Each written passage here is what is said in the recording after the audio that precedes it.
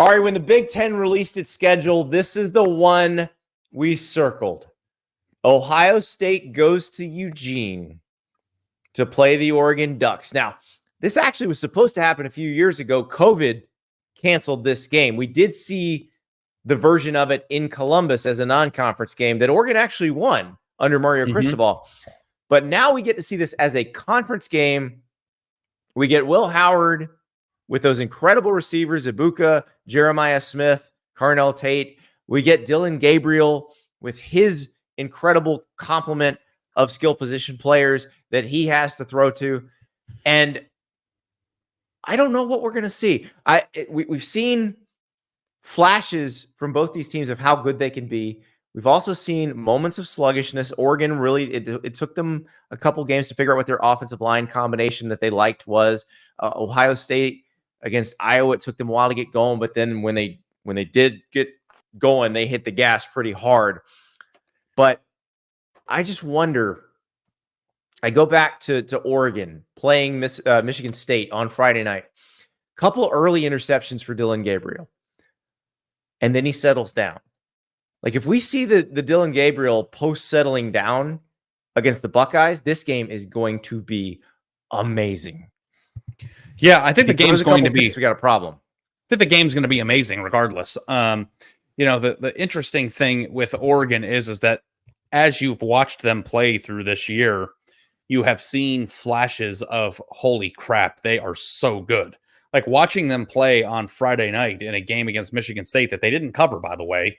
It looked like they could get 30 yards every time they snapped the ball. But then on the other hand, they had drops, miscommunications, penalties, blocking misassignments, like things that like you feel like should be cleaned up right now. So the thing that everybody's wondering about Oregon, and I put them in my top 3 at number 3 in my top 10 this week is this team going to be able to play at peak level? And are they going to be able to do it for 4 quarters? Because if they don't, and they have a really bad quarter against Ohio State, they could get blown off the field in that 15 minutes. So, I think that, they have a chance to win this football game, but Ohio State's roster doesn't have a weakness. Like, there's no place to attack.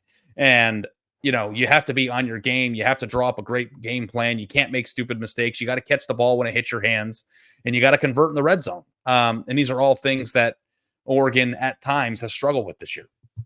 So when this offense is at its best, whether that was Bo Nix running it last year or Dylan Gabriel running it this year, it is when the quarterback can throw a fairly high confidence pass about 5 to 8 yards down the field, and then the receiver makes one person miss and gets a big chunk of yardage. You saw that a lot when they really got going in the Michigan State game. It was kind of middle of the second quarter when they started doing this a lot. Tez Johnson is particularly great at this. Trayshawn Holden's good at this. Evan Stewart is more of their home run threat. But they can also throw it out of the backfield to Jordan James. When they're doing that, they're incredibly tough to stop. The question for me is, if you're trying to do that against Caleb Downs, against Denzel Burke, like does Ohio State just tackle that receiver where they catch the ball? Because if they do, then it puts a massive premium on if you drop a pass, you've put yourself behind the sticks. The offense doesn't move nearly as efficiently. Like, the better Ohio State tackles in the open field, the easier this game gets for them because they can get some 3 and outs doing that. And then the problem is if you keep this Oregon offense off the field the problem for Oregon, if that offense stays off the field and then Ohio State can just mash you with Travion Henderson and Quinshon Judkins in the run game, you get really out of sync really fast. I mean, I think that's the thing that I would be most afraid of if I were an Oregon supporter, right? Like, are you going to be able to stop Ohio State from moving the ball at will on the ground? And they did that for a pretty good situation there for a while against Iowa, but you have to put yourself in a position to stop that team from moving the ball. So, yes, I think that that's going to be the key of the game. I know that Oregon also likes to throw the ball laterally a lot. And when you're playing against a team that's as deep and talented on defense as Ohio State is, that you're not faster than, it looks a little bit different than when you're running it against Michigan State. Yeah, I mean, it's really it will depend on Gabriel making the right choices. And look, we've seen Dylan Gabriel do this against teams that had this level of athleticism on their defense. I mean, I go back to the Red River rivalry game last year when he was playing for Oklahoma, doing this against Texas's defense, where not only did he choose wisely as he threw the ball, but also made a lot of plays with his legs that stressed Texas's defense out. And ultimately they win that game. Oklahoma won that game very much because of the way Dillon Gabriel played in it. So I think a fully unleashed Dillon Gabriel is about the only way this works for Oregon. Ohio State does not necessarily need a fully unleashed Will Howard, I don't think. I think he can hand off to those two guys we talked about. And then look, you and I have talked about this on the show.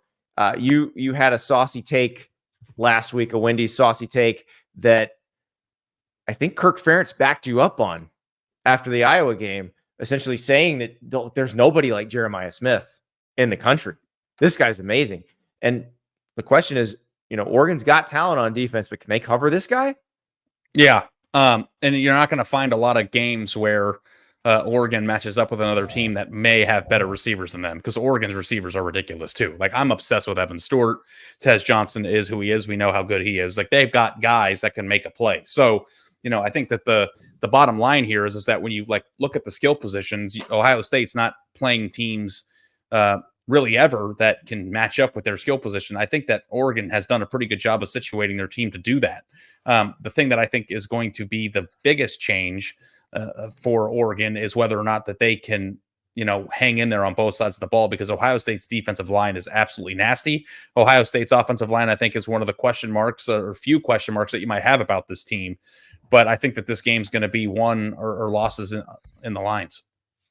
It will be a lot of fun to watch along the line of scrimmage. Oregon, I mentioned, did some experimenting with its offensive line, but they've got a couple of NFL tackles in Josh Charnley and Johnny Cornelius. The group they have playing now looks capable of dealing with this Ohio State group. They're going to have to play the Michigan D-line here in a few weeks. Like, we'll see exactly how good they are. But if they can stand up in this game, they can stand up to anybody. This is going to be so much fun, Ari. This is the one we've been waiting for really since Oregon decided to join the Big Ten. And we're getting it. Ohio State, Oregon, in Eugene. When Wolf Mother cranks up and the Joker the thief plays, and that duck rides out on a motorcycle, it's on. It's going to be so much fun. Yeah, and I don't know what'll happen. Whoever wins, Andy, they might have the best win of the season. Can't wait to watch this. Woo!